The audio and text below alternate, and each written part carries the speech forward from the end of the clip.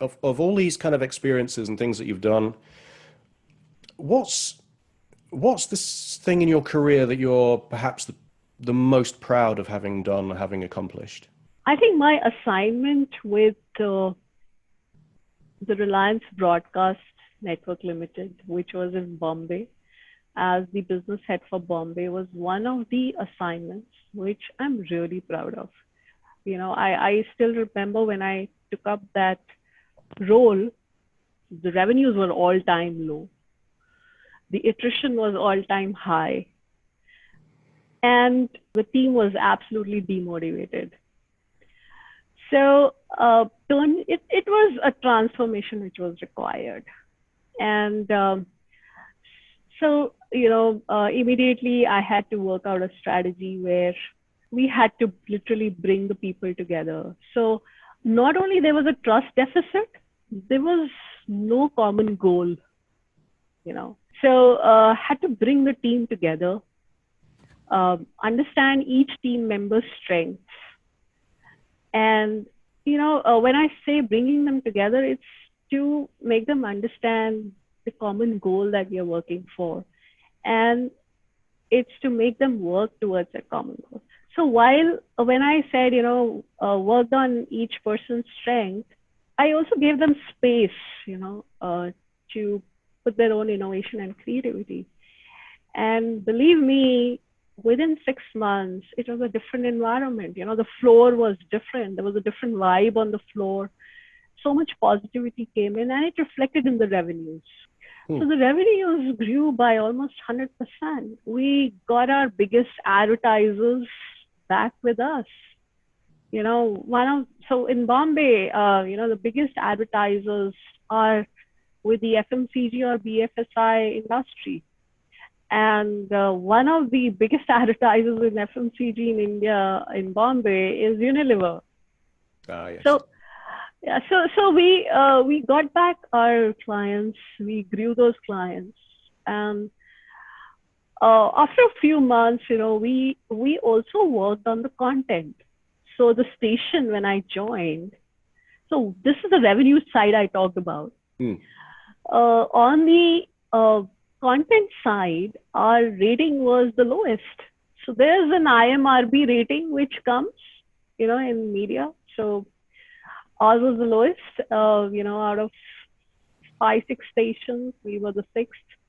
And we had to really work on our product. So we literally made a turnaround from pure contemporary Bollywood. We moved to retro Bollywood. It was a 360-degree turnaround. It was a huge gamble which we were doing. And within 6 to 8 months of that launch or that move to retro, we were number one. But how did you, in the city. How did you have the confidence to do that? So you say it was a big risk. So you were completely changing from the contemporary Bollywood content to the retro. And it's big risk. What did you base that on? So there was a lot of method and data that went into it. It was not just pure gut. There was a research which was done. Complete segmentation of the market was done in terms of demographics. So basis that, and then of course, our experience, we went ahead and launched. We had, so again, dialing back to, startups, we tried to create a competitive advantage. We tried to create our own space because every other station was offering contemporary. And all said and done, retro strikes, retro strikes with all of us. And it happened. So yes, there was a certain element of gamble. I'm not, saying there was no gamble at all, but it was a calculated move. And I think the whole idea of creating that unique positioning and competitive advantage worked for us. We started, when we started getting number 1, number 2 rating, we were able to renegotiate our rates with the clients. So a great product impacted our revenues in a positive way. So this is Well, there's a one. lot. Yeah, there's a lot here, I think, for people to take from.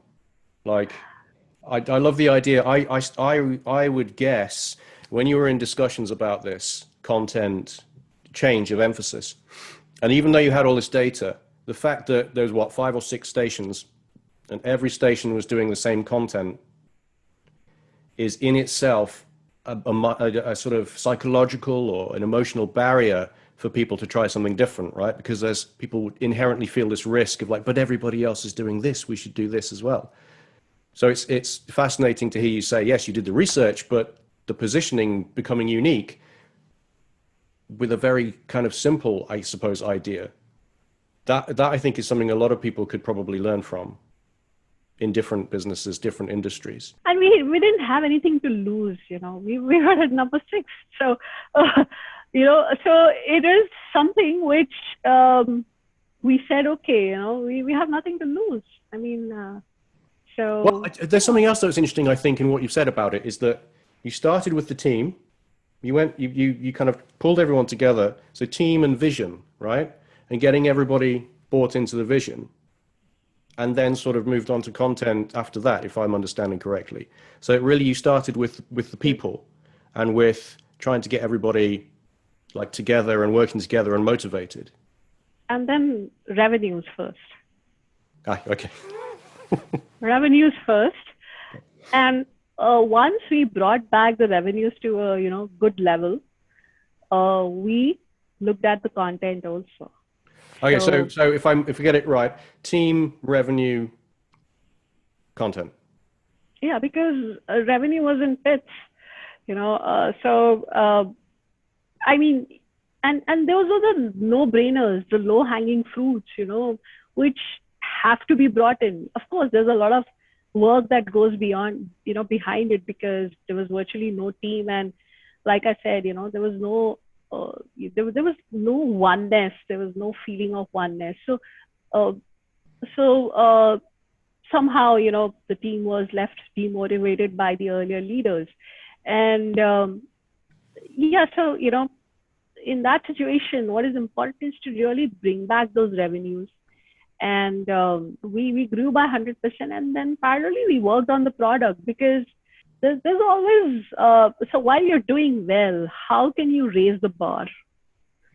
Raising bar is where we said, yes, there's a lot of scope in the product, because we were not able to renegotiate the rates with the clients, and the client pays for the station which has, good content. So we tried to raise the bar, and that's where, we went back to the content, went back to the product, reworked, and I've already told you the rest of the No, story. fascinating. That's some really good lessons, I think, in there. If you like this video, check out the full interview. This is an excerpt from. You should see a link to that full interview somewhere here on the screen, and I'll also put one in the description box below. If you enjoyed this video, please consider liking it and sharing it, and do subscribe to the channel if you want to stay up to date with all my videos as they go live. Thank you so much for watching, and stay curious.